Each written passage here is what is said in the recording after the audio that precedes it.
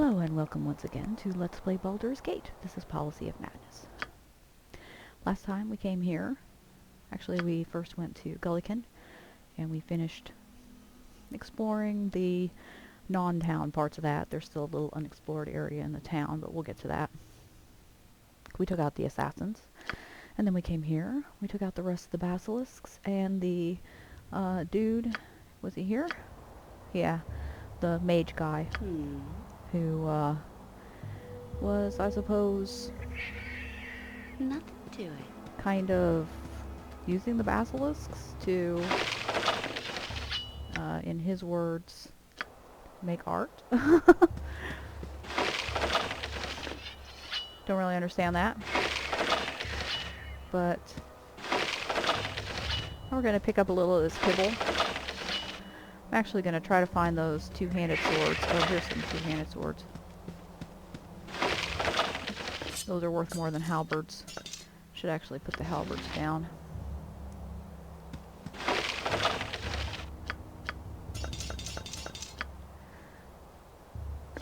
So we're going to pick up a little of this kibble, take it back to town, and sell it, and then we're going to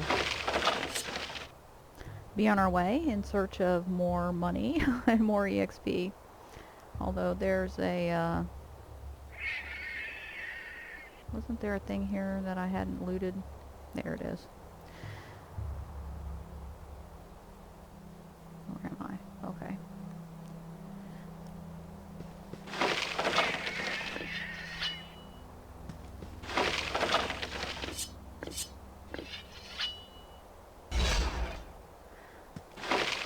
That was my protection from petrification, which is no longer necessary.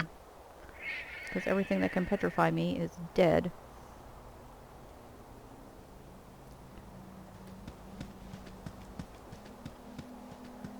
Actually, I think everything on this map that is of any significance is dead. There's probably some gnolls that have respawned down here or something, but who cares about them?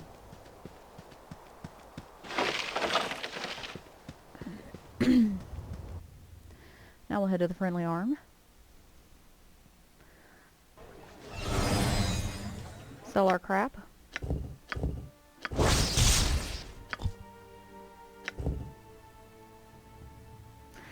think it's the knave's robe that I always used to grab Whatever you want.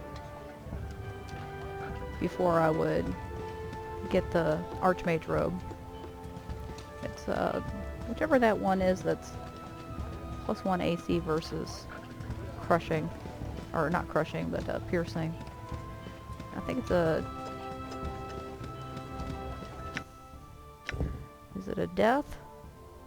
I think it's death that the other one does. That was always my favorite.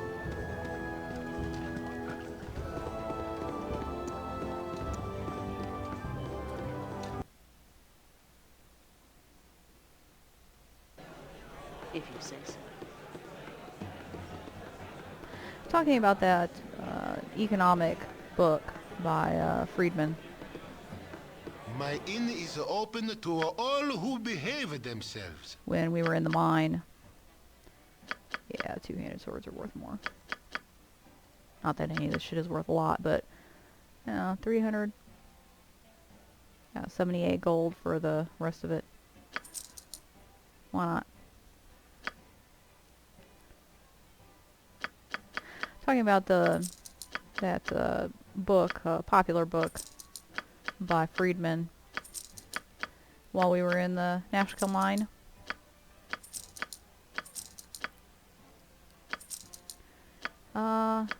Maybe pick it back up again. Stinking Cloud I will never use. Horror is nice, but I'm not going to use it from a scroll. Protection from evil, completely worthless. In this game, it's completely worthless. What do we have in the potion case? Nice idea, but I'll never use it. Really nice, but I'll never use it, especially since I can't. Okay. It made me pick that book back up again. It's been dreadful slow business lately. And I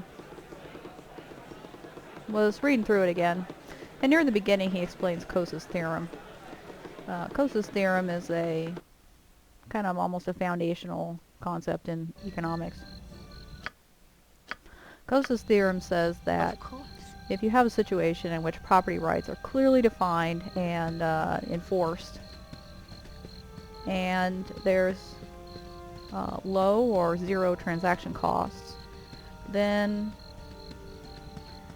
a transaction will take place or not take place, as the case may be, in such a way that whoever values a thing more will walk away with it at the end.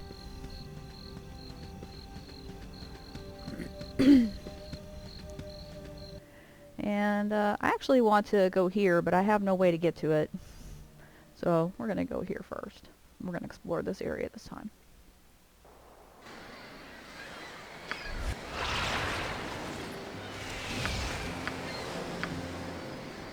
And we have a great way to explore areas now.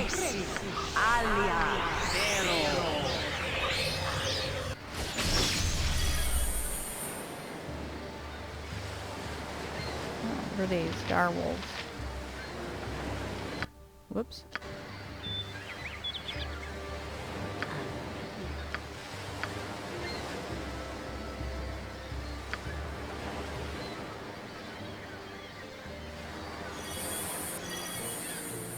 We're going to take out those wolves. And we're not going to talk to her. We can't, actually, because she'll kill us. We have no way to survive that. Could really use some rest. I got really lucky on one of those. Wow, look at that. 21 and 17 on that second wolf. If that's what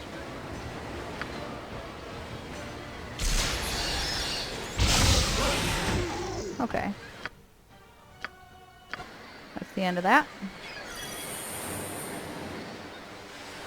So Coase's theorem says that if you have clearly defined property rights and low or non-existent transaction costs, that whoever values a thing more will end up with it at the end. tell me all about it.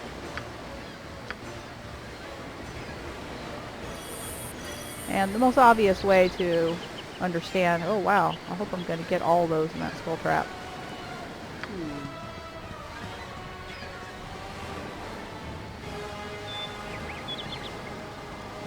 The most obvious way to see how this works is to think of just buying anything.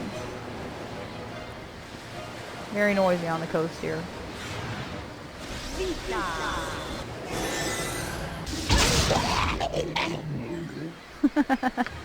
Something's gonna come after me now. Look at that. 22 damage.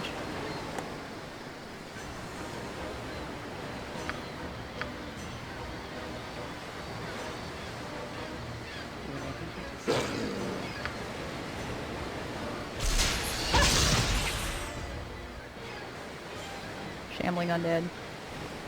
Just any kind of purchase will demonstrate this, to be honest. If you think about Starbucks coffee, okay? A firm, a business,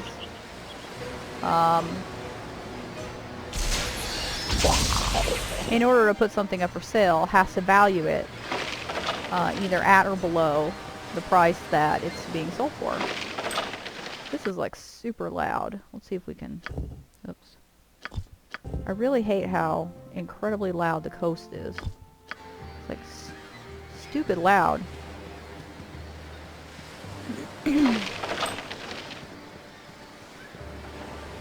So, in order to sell you a $4 latte, Starbucks has to value that at or below $4.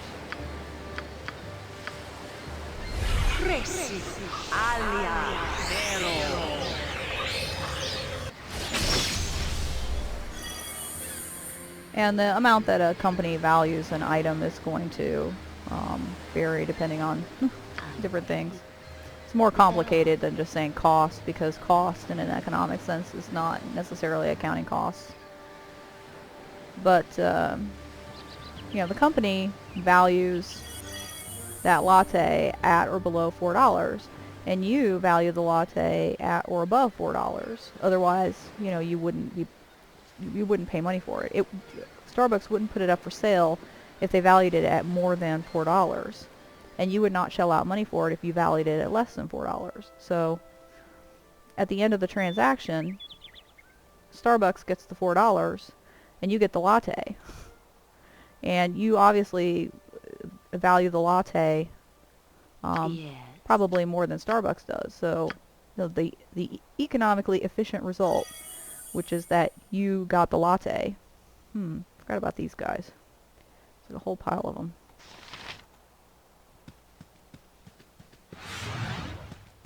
Vita! We will crush you. Crush you to goo. Nothing to it. He's panicked. Where is he?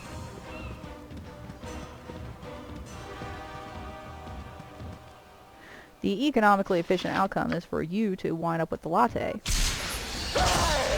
because you value it the most. And so an ordinary transaction, that's what happens, because you fork over your $4 and you walk away with the latte. But Coase's theorem applies to much more than that. Let's see. Don't really want to expend another wizard eye. Me will crush you. Crush you to goo.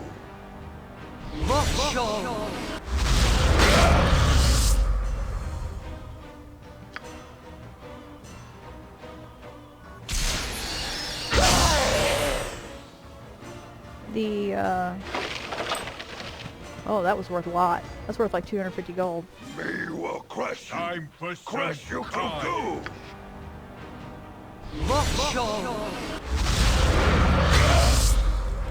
Oh, it's a berserker. That'll be alright.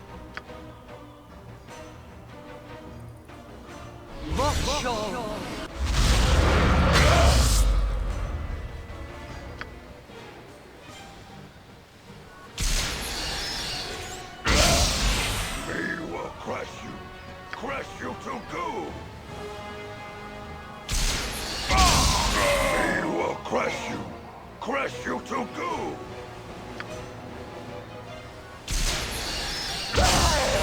Okay. Okay, that's pitiful. That thing's worth, I think, literally 1 gold. Okay. So, yeah, Coase's theorem applies to more than just straight transactions.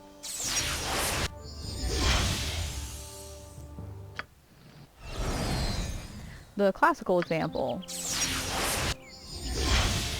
is let's say you have a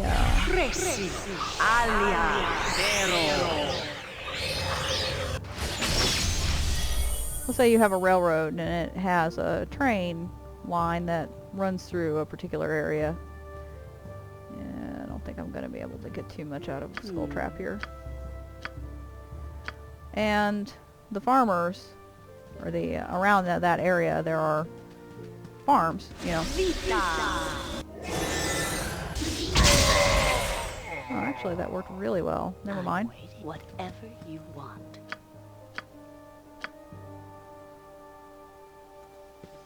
Vita! Morti! I will crush you. Crush you to goo. Yeah, it's berserker too. Just ask. Me will crush you. Crush you to goo. So you have this train line Me will crush you. Crush you to goo. that runs through, you know, farming area, and the sparks from the train. Let's skull trap him. Skull trap will give me more damage, even though there's just one of him. But I don't want to skull trap that guy. Let's do it like this instead.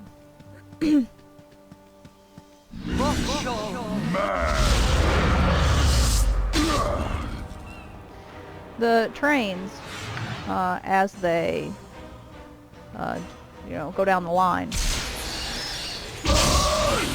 Kick up some sparks from their wheels. And the sparks have the possibility of jumping off the track and setting fire to whatever is around them. Now obviously the trained people would prefer if the farmers grew nothing. And so, you know, and would keep it completely cut down so that fires do not occur. That would be their preferred outcome. The farmers would prefer that the train company just stop running trains and setting their crops on fire.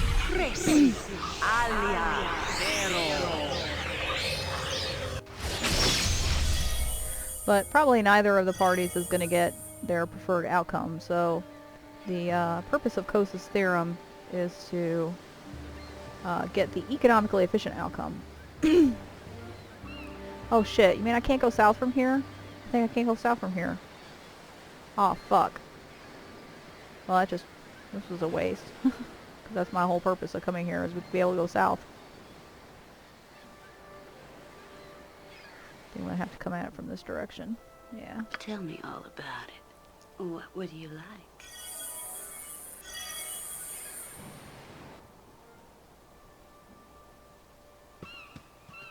I'm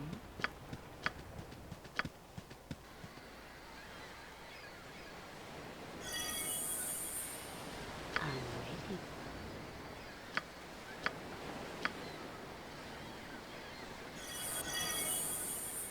So the economically efficient outcome is that whichever one values this, you know, either the right to set fires Time for some Yeah. or the right to grow stuff without it being set on fire. Whoever values it the most is going to get their way. And since we're talking about businesses here, okay, a farm is a business and a train is a business. Since we're talking about businesses here, the economically efficient outcome can be measured pretty effectively with dollars. Profit, of course, is measurable in dollars. It should be obvious why that is. And let's see if I go out from here. Can I?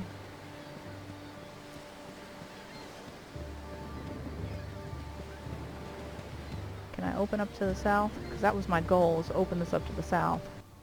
From here. Shit. I can't. If you say so. Oh well. We'll finish exploring this area, obviously.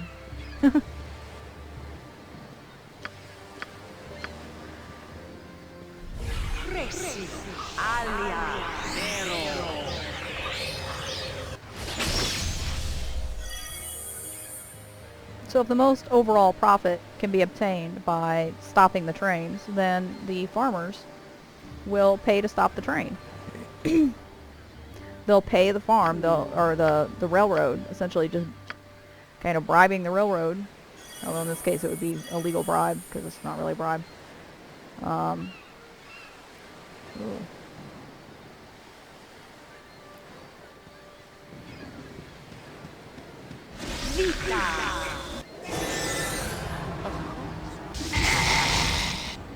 Got 'em. There we go. That's fine.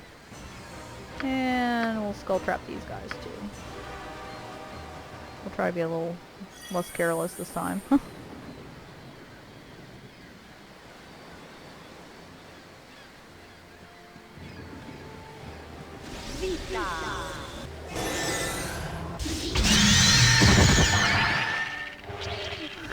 I love skull trap. Shit. I cannot go south from here. Oh yeah, okay. Yeah. These guys are gonna be like super dangerous, so we're gonna denature them. You be quiet.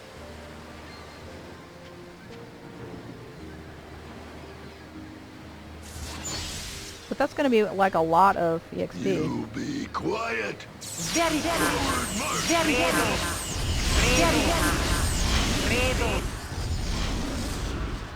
You be quiet. Forward march. No. You be quiet.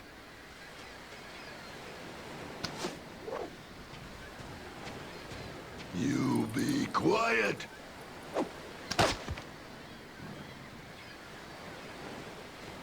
There they go. All their really important spells are gone.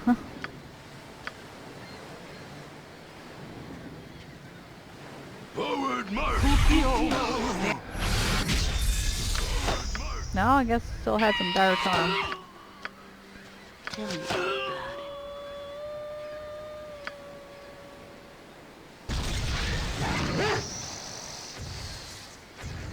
Just getting them to use up their spells. So whoever's going to get the most profit... What in the hell? Whoever's going to get the most profit will walk away with it. If it's more overall profitable to grow crops, then crops will be grown.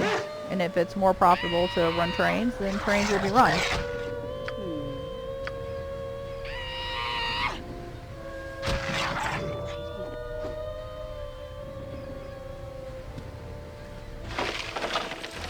So now these sirens.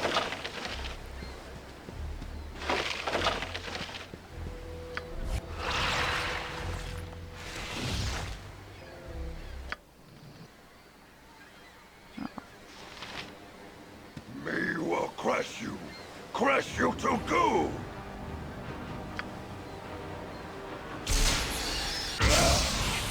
And that should be, you know, super obvious when you're talking about businesses because, you know, if a if the train is gonna, the train company is gonna get $100 worth of profit from running the train, and the farmers are going to get $300 in profit from growing their crops, then the farmers can afford to give the train company that $100. So just give it to them.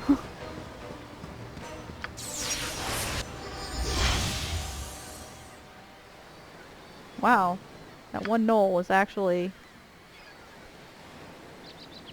doing some shit. Look at that. That knoll is actually winning.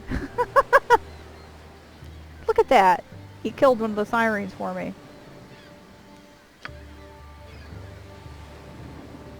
No, he killed 2 of the sirens. There's 2 of them. What about the third one?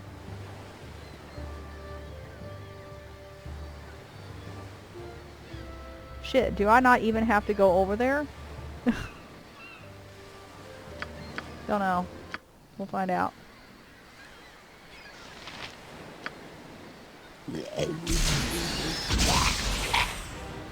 Not too afraid of this thing.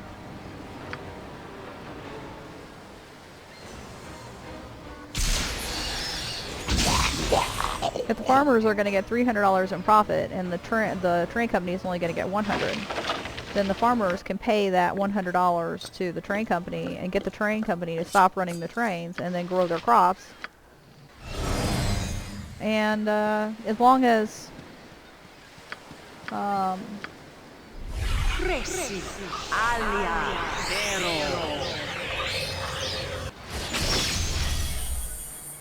as long as that, oh, look at that.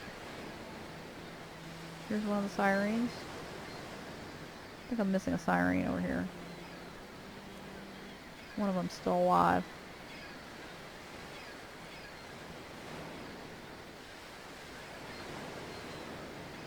Find her.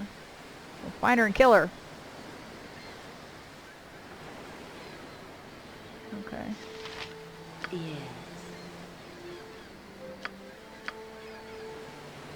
Tell me all about it.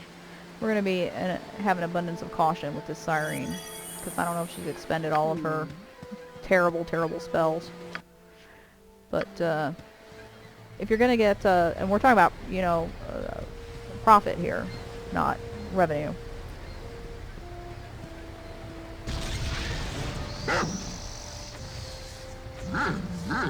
So, you know, $100 worth of profit versus $300 in profit.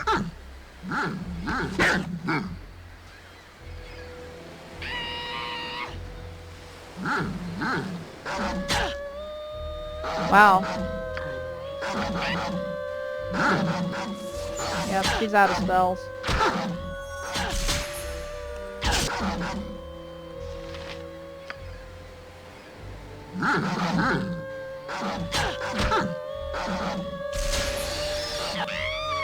Okay. Whatever you desire. The economically efficient outcome is for the farmers to get their $300 in profit.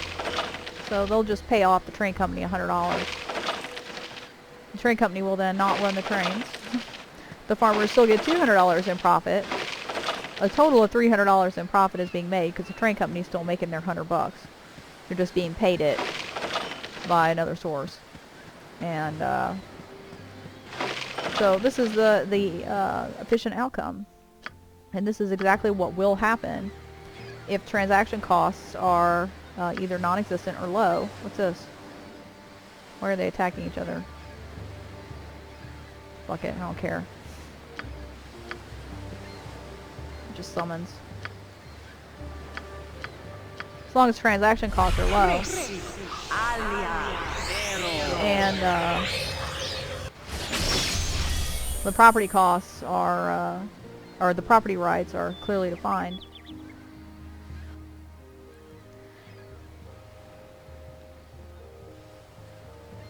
Can we get there from here? Nope.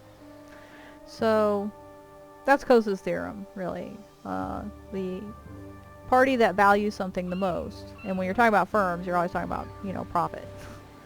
When you're talking about people, though, when you're talking about individuals, this also applies, because somebody who values something more than someone else should end up with that thing, because that maximizes utility. And Coase's theorem has some explanations for why this is how it works out.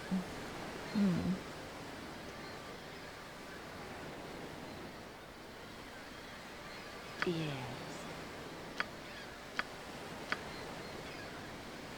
Coase's theorem does say that that's exactly how it's going to work out, and there are some reasons why, but that's the gist of it. And Friedman, Tell me all about of course, oh, look at that, walking sideways. I hate it when that happens. But that's like really common in 2-2. That happens like all the time in 2-2.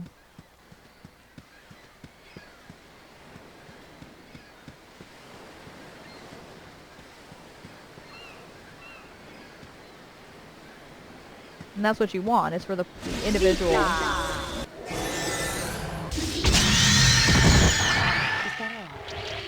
Or the party that values something the most, to end up with it. Who you are, no, not I. Happy I am. Yes, I am.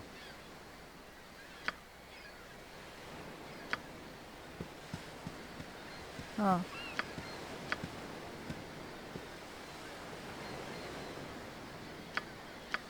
I thought he would actually give you a quest to pick up this shit.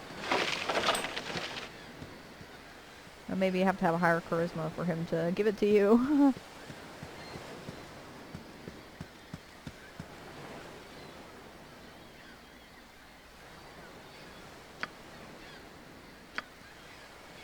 Okay. And he gave us this item that we'll never use. Coase's theorem says that this will always be the case, that even when you're talking about individuals, that a person who values something the most will be the one who ends up with it in the end, as long as property rights are clearly defined. I didn't really go into that with the trains, but I could. If the farmers have their what's this?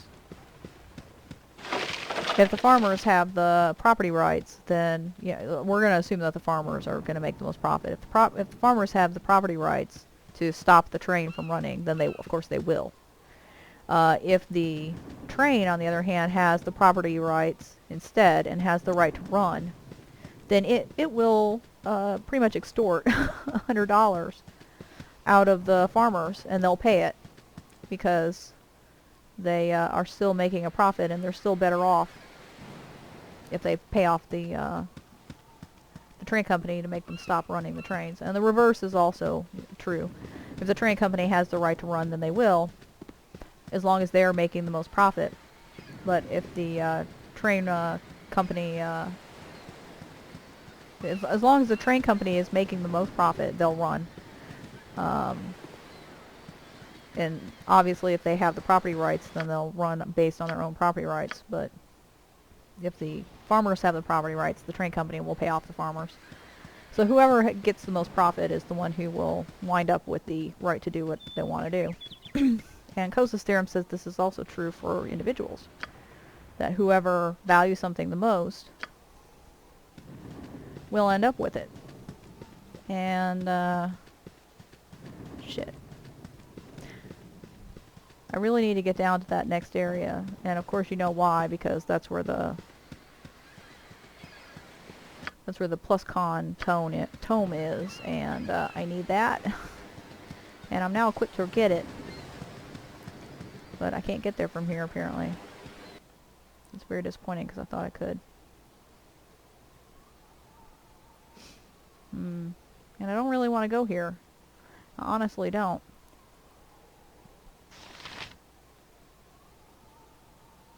But maybe I will.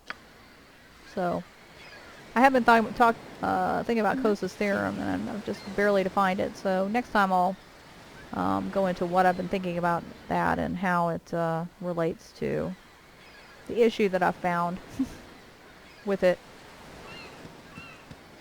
that I can't resolve.